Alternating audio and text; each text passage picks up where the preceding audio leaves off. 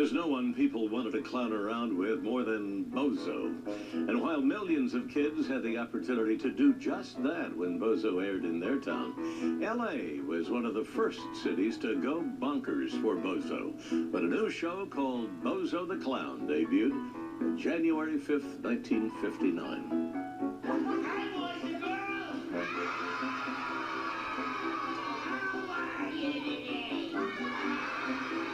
He's the world's most famous clown, recognized universally from his decades on TV.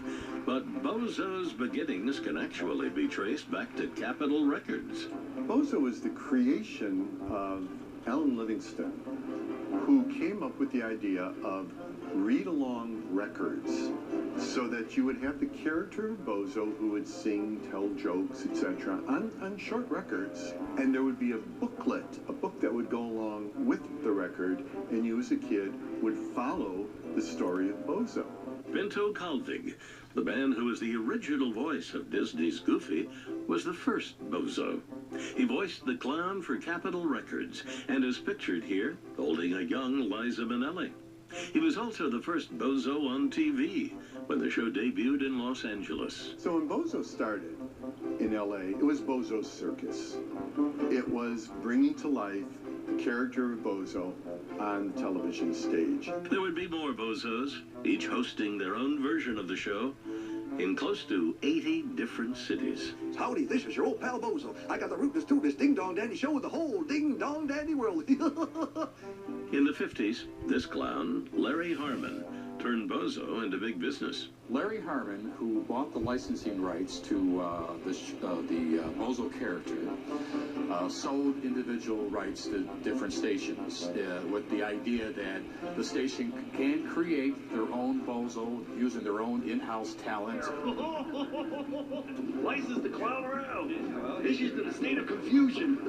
DC the clown. Harmon was a marketing genius, franchising BOZO, auditioning new BOZOs, I'm BOZO the clown. Yes, this is your old pal. eventually licensing his BOZO concept to nearly every major U.S. market and across the globe in places like Brazil, Thailand, Greece, Japan, and Australia. Among those who donned the red wig was the Today Show host, Willard Scott. It's the best thing that ever happened to me. It kicked off my career. It made my career. It started me out. I never hear people say about BOZO, gee, I like you, BOZO. Gee, you're a nice BOZO. They say, we love you, BOZO. And you know why? The opening line I told you before. Howdy, this is your old pal BOZO. Friends are friends, family you can argue with, your brother and sister you can have all kinds of whatever with. But an old pal, he's the best thing in the world, and you may only get one in your life.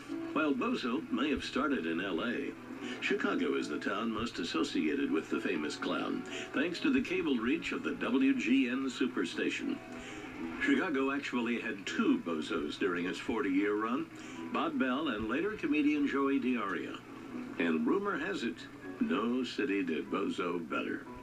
Bob Bell never meant to fill such big shoes. He was just a television staff announcer. His bosses suggested he become BOZO. Bell is considered the best BOZO that's ever been. I don't think that anybody can have a more satisfying job than I have. I'll bring a lot of joy to people. CBS News was backstage as Bell took his final bow as BOZO after more than 20 years. Bell still remembers the one time he forgot to lock his dressing room door. Got in the wrong door. A little kid walked in and just burst into tears and got this terribly hurt look on his face, and he said, "You're a man." Goodbye. Thanks for coming. Kids adored the lovable clown. He's funny. and he's cute. That's my hero, all right, girl. My suit is all clean, and my ballet slippers are all shined up. Ballet slippers? I know all the steps. They look like two snowmobiles. BOZO has got talent for kids, and I think he probably loves kids a lot. Sometimes their parents ordered tickets to the show before the kids were born. 9 years. Everybody waits that long. But it's worth it, I guess. Just seeing all these kids, the way their faces are alive, and BOZO makes them this happy. What's greater than that? We mailed away tickets before the kids were born. We've got 1 8 and the other 5, and here we are. It was a dream come true to be picked for BOZO's signature bit, the Grand Prize Game.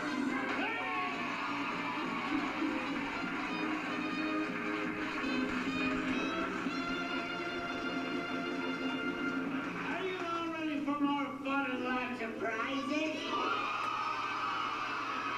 Stand by, we're ready to play BOZO's.